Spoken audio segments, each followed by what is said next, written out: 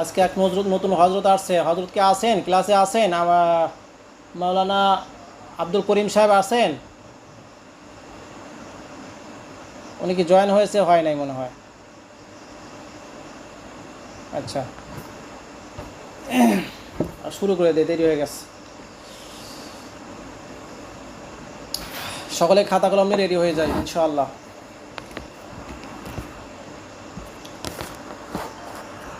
আব্দুল করিম সাহেব ঢুকছে। মাওলানা আব্দুল করিম সাহেব ঢুকছেন?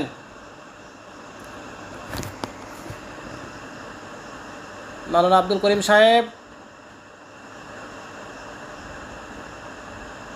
আচ্ছা, উনি হয়তো মিউট টিউট বুঝতেছেন আর কি। আচ্ছা, যাই হোক।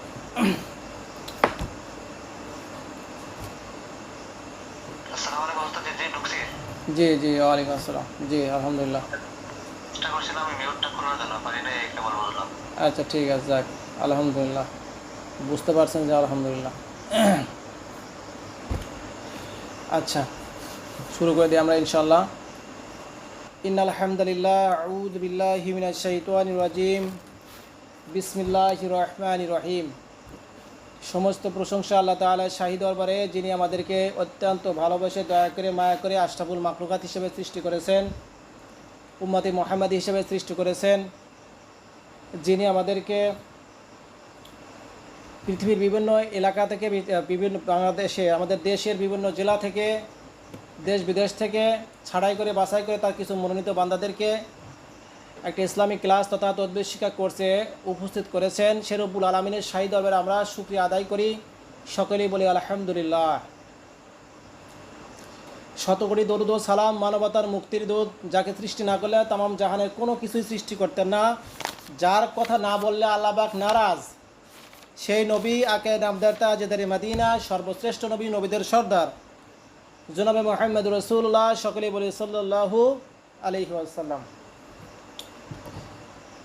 সমাদর হযরতগণ, আপনারা কেমন আছেন?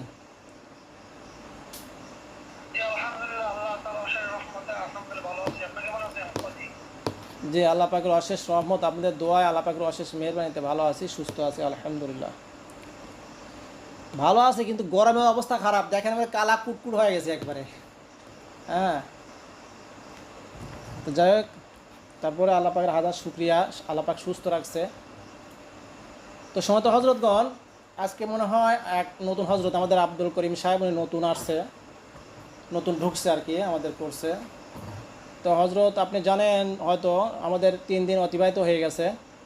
আমি সংক্ষিপ্তভাবে একটু টপিক শুধু আলোচনা করবো, যাতে করে উনি একটু হিন্টসটা নিতে সুবিধা হয়। আমি ওনাকে আমলগুলো দিয়ে দেবো, তারপরে বলছি। আমরা প্রথম দিন আলোচনা করেছিলাম যে তদ্বির জগৎ সম্পর্কে, রুহানিয়াত সম্পর্কে আলোচনা করেছিলাম। রুহানিয়াত কীভাবে বৃদ্ধি পায়, রুহানিয়াত কি, রুহানিয়াত বৃদ্ধি পেলে কী কী সিমটম দেখা যায়, এগুলো আমরা আলোচনা করেছিলাম ইনশাল্লাহ। অর্থাৎ যেটার কথা না বললেই নয়, তদ্বির জগতে কাজ করতে হলে অবশ্যই আপনার ব্যাকগ্রাউন্ড ভালো থাকতে হবে। ব্যাকগ্রাউন্ড বলতে ওইটা নয় যে ছবি বা ওই রকম কোনো কিছু নয়। ব্যাকগ্রাউন্ড বলতে বোঝাচ্ছি প্রোটেকশন, পিছনের মানে যে প্রোটেকশনটা, আপনার প্রোটেকশন যদি শরীর না থাকে তাহলে আপনি বিপদগ্রস্ত হবেন, বিপদে পড়তে পারেন। তো আমি যেভাবে বলি, যে পদ্ধতিতে চলতে বলি, সেই নিয়মে, সেই পদ্ধতিতে যদি আপনারা চলতে পারেন, ইনশাআল্লাহ পৃথিবীর এমন কোনো জিন, শুধু জিন না, পৃথিবীর এমন কোনো অপশক্তি নেই আপনাকে একটা টুকা দেয়, কিন্তু সেই অনুযায়ী, সেই তরিকা অনুযায়ী আমাদেরকে চলতে হবে। তাহলে আমাদের ইনশাআল্লাহ পৃথিবীর কোনো জিন, পৃথিবীর কোনো অপশক্তি ক্ষতি করতে পারবে না। তো আমরা সেই হেফাজত সম্পর্কে আলোচনা করেছিলাম। নিজের প্রোটেকশন বা নিজের প্রোটেকশন এবং নিজের ফ্যামিলির প্রোটেকশন সম্পর্কে আলোচনা করেছিলাম, এবং সে সম্পর্কে আমল দিয়েছি ইনশাআল্লাহ। সেটা হচ্ছে 33 আয়াত প্লাস কিছু 2টা দোয়া দিয়েছি, 2টা দোয়ার জাকাত এবং 33 আয়াত বা মানজিলের জাকাত, এগুলো আমাদেরকে অবশ্যই পালন করতে হবে। তো যাই হোক, ওনাকে আমি দিয়ে দেবো ইনশাআল্লাহ, সমস্যা নাই, ওটা ঘাটতিটা পূরণ করে দেব। তো গতকালকে আমরা আলোচনা করেছিলাম ডায়াগনোস, অর্থাৎ রোগ পরীক্ষা সংক্রান্ত বিষয়ে। একটা রোগী আপনার কাছে আসলো, তার কি সমস্যা হয়েছে, কিভাবে বুঝবো যে এই রোগীটার জাদুর সমস্যা, এই রোগীটার ডাক্তারি সমস্যা, এই রোগীটার জিনের সমস্যা, বা এই রোগীটার চালান জিনের সমস্যা, এটা কেমনে বুঝবো? তো এ সম্পর্কে আমরা অনেকগুলো রোগ পরীক্ষা দিয়েছি, ইনশাল্লাহ আজকেও আরও অনেকগুলো দেব আলহামদুলিল্লাহ। আল্লাহ পাক যদি দয়া করে। তো রোগ পরীক্ষা আমাদেরকে অবশ্যই জানতে হবে। রোগ পরীক্ষা করা যদি সঠিক না হয়, আপনি যত ভালো চিকিৎসকই হোক না কেন, আপনার কোনো ভ্যালু নাই, কারণ আপনি রোগ পরীক্ষা করতে পারেননি। এই জন্য আমাদের রোগ পরীক্ষা বা হাজরাতটা সঠিক হতে হবে, তাহলে আমাদের চিকিৎসাটাও ইনশাল্লাহ সঠিক হবে ইনশাল্লাহ। তো গতকালকে কত নম্বর পর্যন্ত লিখেছিলাম আমরা? একজন বলে দেন। 6 নাম্বার পর্যন্ত। আচ্ছা,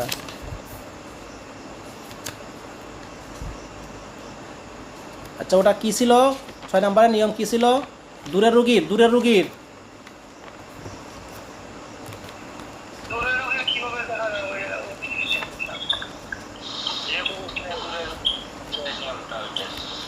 আচ্ছা আচ্ছা আচ্ছা, রোগ পরীক্ষা।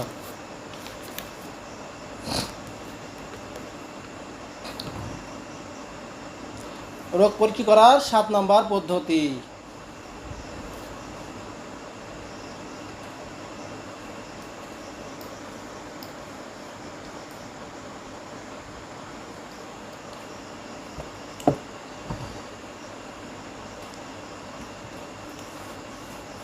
লেখেন নিয়ম।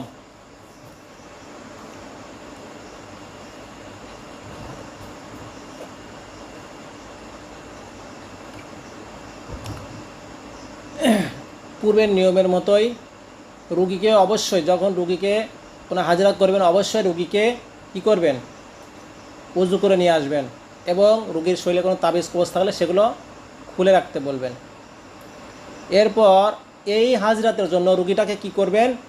বলবেন যে তুমি উজু তো করবেই, উজু করার পাশাপাশি 2 হাতটা সুন্দর করে সাবান দিয়ে ধৌত করে আসো, এটা বলবেন।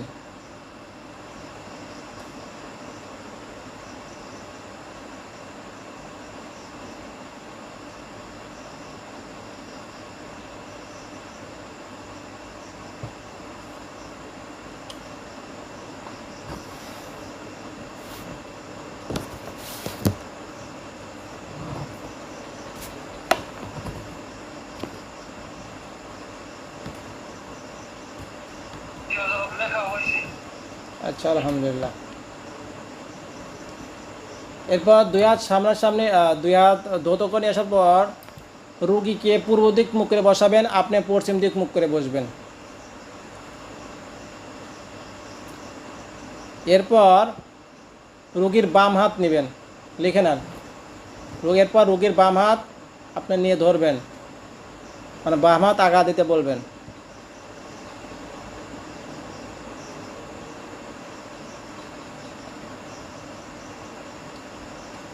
বাম হাতটা নিয়ে আল্লাহ পাকের কাছে সহিভাবে নিয়াত করবেন।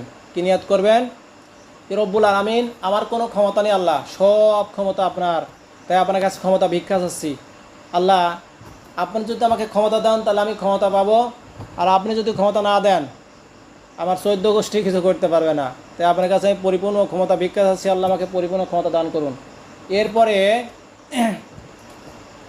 বলবেন যে আল্লাহ, এই রুগীটার কিসের সমস্যা আমাকে জানার তৌফিক দান করুন, আমিন। এভাবে মনের মতো করে ইচ্ছা করে শক্তিশালীভাবে নিয়াত করবেন, সহিভাবে। নিয়াত তো লেখার দরকার নাই, নিয়াত তো পারবেনই মনে হয়, নিয়াত তো নিয়াতি। আচ্ছা, এরপর ওই বাম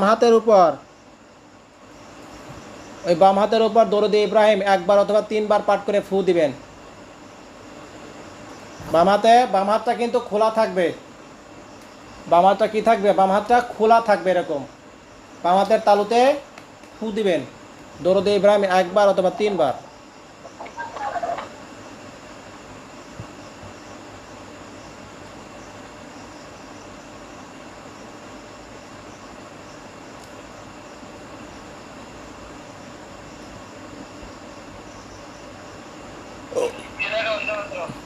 আচ্ছা, এরপর সূরাতুল ফাতিহা 7 বার পরে 7টা ফু ওই তালুতে।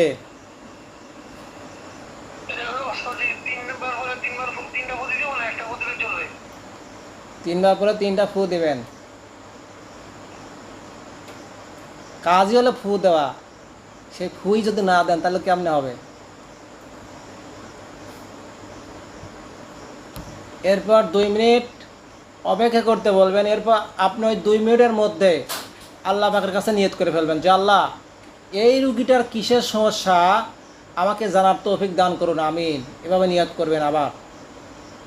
আচ্ছা, এটা যখন হয়ে যাবে, যখন হাতটা খুলবে, হাতটা বিসমিল্লাহি আল্লাহু আকবার বলে হাতটা মুষ্টিটা খুলে বলবেন যে আপনার নাকের কাছে ধরেন, হাতটাকে নাকের কাছে নিয়ে শুঁকতে থাকেন, দেখেন তো কিসের গন্ধ পাওয়া যায়।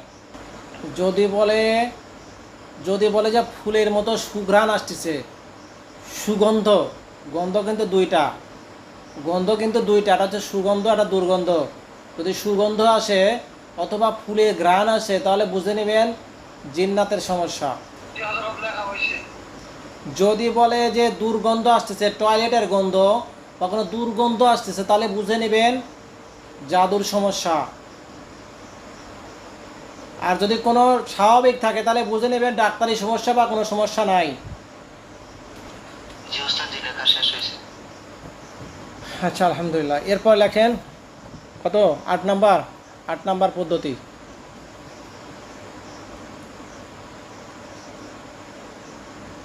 অনেকগুলো দিয়ে দেবো, যেটা আপনাদের পছন্দ হয় সেটা দিয়ে হাজিরা করবেন, কোনো সমস্যা নাই ইনশাল্লাহ।